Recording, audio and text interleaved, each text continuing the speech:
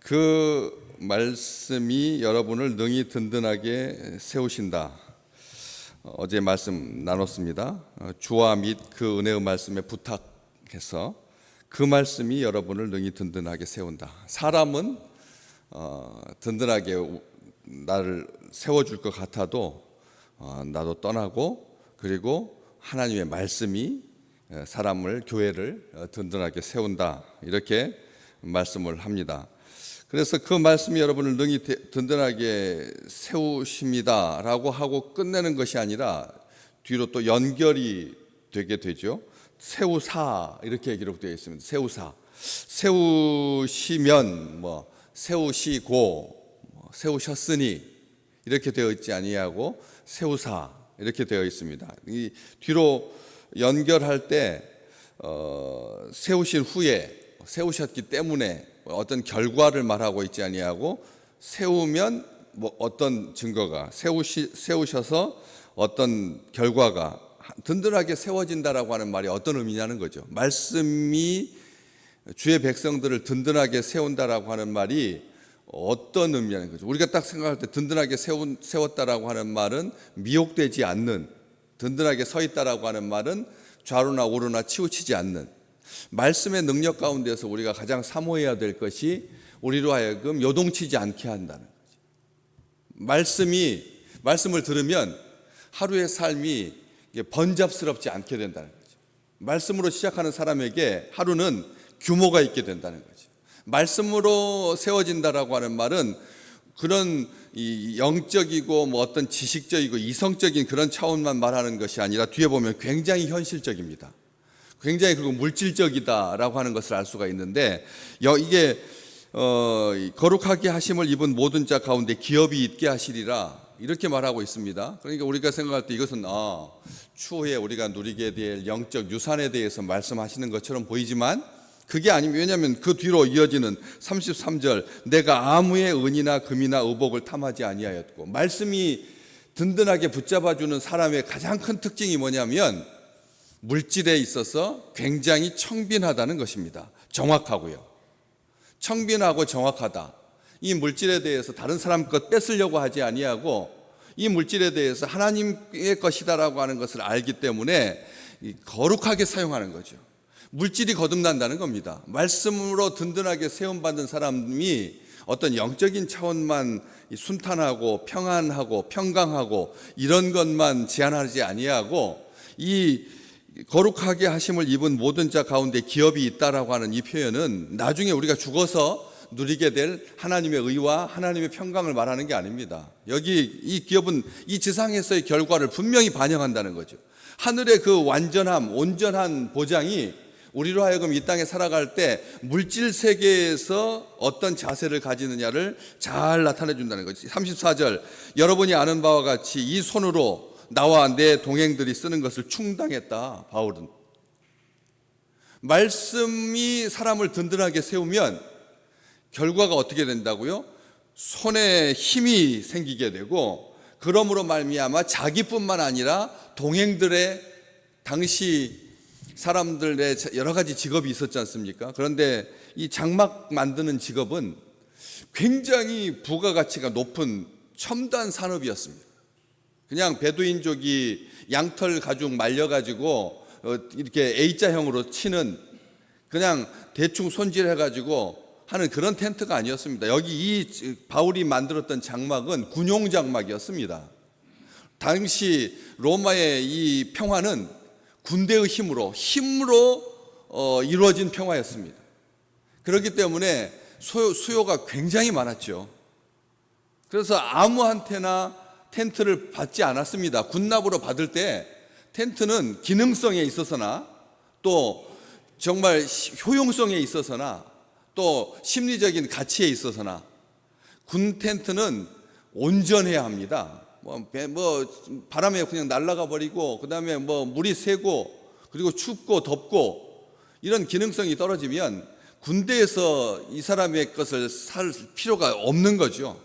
그렇기 때문에 굉장히 경쟁도 치열했습니다. 왜냐하면 그렇잖아요. 수요가 많다 보니까 이 사람 저 사람 다 하겠다고 할 때 바울이 자기 손으로 앞치마를 두르고 그렇게 장막 일을 해서 자기뿐만 아니라 동행들이 쓰는 것을 충당했으니까. 힘있게, 말씀의 사람은 그냥 말씀만 의지하고 힘없이 손 놓고 이렇게 축 처져 가지고 그렇게 따라가는 그런 존재가 아니라, 말씀의 사람은 일하는 사람이고, 그리고 그 손에 힘을 주셔서 나와 내 동행들이 쓰는 것을 충당했다. 35절, 범사에 여러분에게 모범을 보여준 바와 같이 수고하여 약한 사람들까지 도왔다. 바울이, 우리가 생각할 때 한국에서 목회한다라고 하는 것, 조용하게 가만히 앉아서 성도들이 헌금하는 것으로 그냥 자기 삶이나 추리고 수술이고 하는 것이 아니라, 정말 자비량으로 약한 사람들 친히 범사에 여러분에게 모범을 보여준 바와 같이 수고하여서 약한 사람들을 도왔다. 마지막 말이 더 중요하죠. 주 예수께서 친히 말씀하신 바, 주는 것이 받는 것보다 복이 있다 하심을 기억하여야 할지니라. 이렇게 말할 정도로 바울은 복음 전하는 것이 사람들한테 평가받지 아니하도록 말만 잘해. 그런 느낌. 우리가 말씀의 사람이고 하나님의 은총 가운데 사는 사람인데, 말은 굉장히 현란한데 손은 부끄러운 그런 존재가 아니라 열심히 수고했다는 겁니다. 받는 것 좋아하고 대접받는 것 좋아하고, 그렇지 아니하고 그렇게 주는, 그런 약한 사람들을 돕는 그런 삶을 보여주었다는 것이죠. 보여준 겁니다. 수고하여서 모범을 보여줬다는 것이죠. 그런 것처럼 바울은 말씀이 든든하게 사람을 세울 때, 기업의 확실한 보장, 사후 세계, 죽은 다음에 그런 보장만을 한정하지 않는다라고 하는 것이죠. 여기 보시면 든든하게 세우셔서 거룩하게 하심을 입은 모든 자 가운데 기업이 있게 하시리라. 이 든든하게 세움받은 사람은 이 거룩하게 하심을 입은 모든 사람 가운데 기업이 있다. 그렇게 하나님께서 그렇게 해주신다라고 말씀하시는데, 여기 보시면은 거룩하게 하심을 입었다라고 하는 표현을 씁니다. 거룩하게 하심을 입은, 이렇게 표현할 수 있잖아요. 하나님께서 거룩하게 하신 자들, 그렇잖아요. 하나님께서 거룩하게 하시는 거니까 거룩하게 하신 자들 가운데 기업이 있게 하시리라. 정말 축복이죠. 온전한 복이고요. 어제도 말씀 나눴지만 다른 사람들과, 믿지 않는 자들과 불신자들과 멸망할 자들과 기업을 같이 하게 한다고 하면 이건 치열함인 거죠. 그렇지 않아요? 우리가 어떻게 그들을 이길 수가 있겠습니까? 돈이 목표인 사람을, 그렇잖아요? 생애 성공의 가치를 돈에다 두고 있는 사람한테 어떻게 우리가 싸워서 이길 수가 있겠습니까? 안 되죠. 안 됩니다. 그 사람들, 바깥에 있는 사람들, 어저께 뉴스 보셨잖아요. 그 세기의 그 재판이라고 일컬어지는 정말 이혼 소송의 세계 재판. 아버지 선대 회장님이 살아 계시는 동안 몇 배를 부를 누렸느냐? 후대 2대 아들이 몇 배를 했느냐? 300배. 어떻게 여러분, 이 세상에서 성공한 사람은 그렇게 살거든요, 사실은. 300배, 선대야. 그래서 그 비율을 아니다. 내가 상백배 한 것이 아니라 아버지 때 더 많았고 나는 적게 했다 하려고 그 액면가를, 가격을, 주식의 그 가격을 어떻게 산정하느냐에 따라서 몇 배를 이루었느냐는 그렇게 판단하는. 그래서 사람들이, 성공한 사람들 특징은 뭐냐면 자기가 시작할 때는 5평짜리였다는 거예요. 자기가 시작할 때는 지하에서 시작했다는 거예요. 자기가 시작할 때는 교회 시작하는 인원이 11명밖에 안 모였다는 거예요. 그래야지 커 보이니까. 사실 안 그렇거든요. 정확하게 들어가 보면 역사에 숨기는 것, 위장된 것이 많아요. 세상 사람들이 자기 성공의 가치를 높이기 위해서 가격을 축소하고 시작을 미약하게 만들어. 우리 주님 그러지 않으셨잖아요. 한결같으셨는데 우리는 그런 성향이 있다는 겁니다. 그래야지 자기가 더 빛나니까. 그래서 그런 것처럼 어떻게 우리가 세상 사람들을 이길 수가 있겠습니까? 싸워서 이긴다라고 하는 말이 어떤 의미입니까? 무엇으로 이길 것입니까? 거룩하게 하심을 입었다라고 하는 이 표현, 하나님께서 입혀주신다는 뜻입니다. 거룩함은 우리가 오늘 살 때, 나는 이제 노쇠해가지고 범죄할 힘도 없다. 그렇기 때문에 나는 가만히 있어도 이제 의만 쌓인다. 이런 생각, 이럴 수는 없습니다. 그렇게 놔두지 않습니다. 욥은 나이가 많았습니다. 자녀들이 10명이나 넘었는데요. 나이가 많았습니다. 재산을 다 이루었습니다. 다 가진 자였습니다. 그럴 때도 사탄이 두루다니면서 넘어뜨릴 자를 찾는데 누가 물립니까? 연약한 자가 물리게 되겠습니다. 연약한 자가 누가 들어갑니까? 나이가 어린 사람만 연약한 겁니까? 임산부도 연약하고요. 노약자도 노약자라고 하잖아요.